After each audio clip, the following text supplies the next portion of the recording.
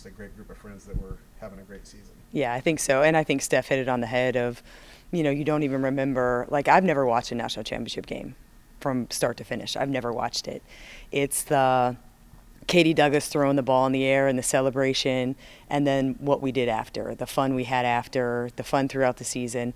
And you try and pass on those stories to the players now, and I don't know if they fully understand. It's not always the points, the wins, it's the memories that you make with your teammates, and those things last forever. But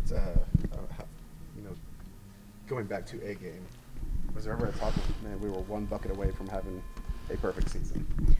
I don't know. I don't think we thought we were really that good. Like, I remember beating Tennessee in the home opener, and I remember Carolyn saying in the locker room, if you play like that, we'll do what we said we want to do.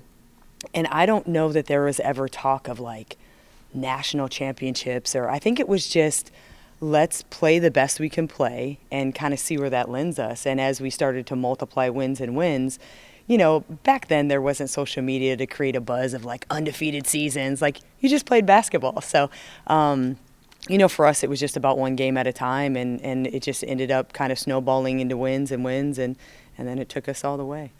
How often do you think about your introduction to Purdue women's basketball in that Tennessee game? I'll tell you, it's a great recruiting tool.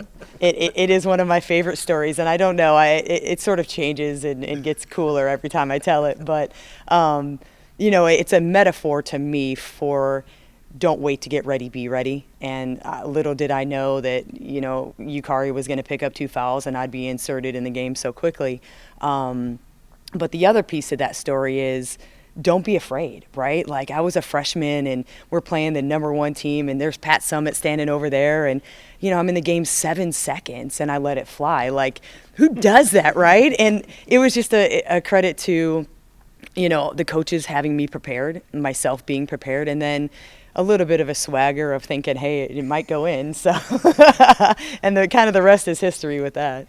Did you know the impact you were making back then, that this would be something talked about 25 years later, and a lot of people who were fans or whatever at that time, this is a moment that they still take a lot of pride in? Yeah, I don't think we did. I don't think that we ever knew how far this would reach and how long it would stay. But I will say this, Purdue fans are different.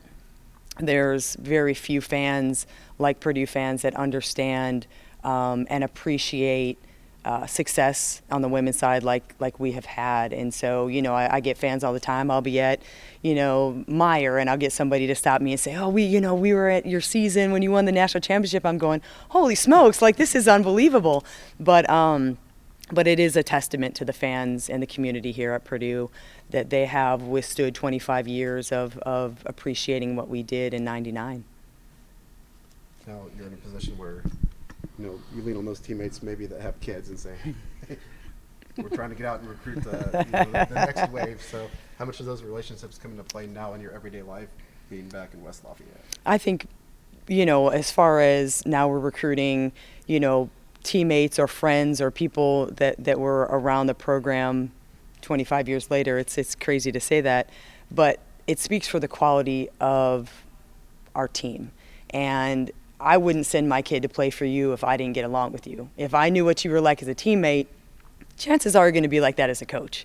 So I think it's a testament to how connected we were, but how real we were and genuine we were. And I think 25 years later, you have an opportunity to see teammates, kids play. They know that connection. They know my personality, who I am, and I don't think there's one of them that wouldn't send their kid to play for us. So now looking at your coaching experience, like just thinking about that big win, and like you said before, staying ready and being ready, how you kind of let these players here know that could be you?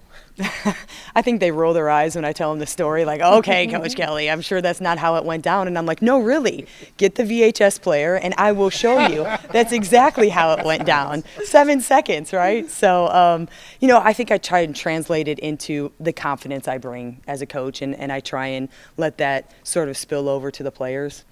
I think it holds true for life. Why wait for the job that you kind of want? Go get it. And, you know, that's one of the reasons that I'm back here is I've always wanted to be at Purdue.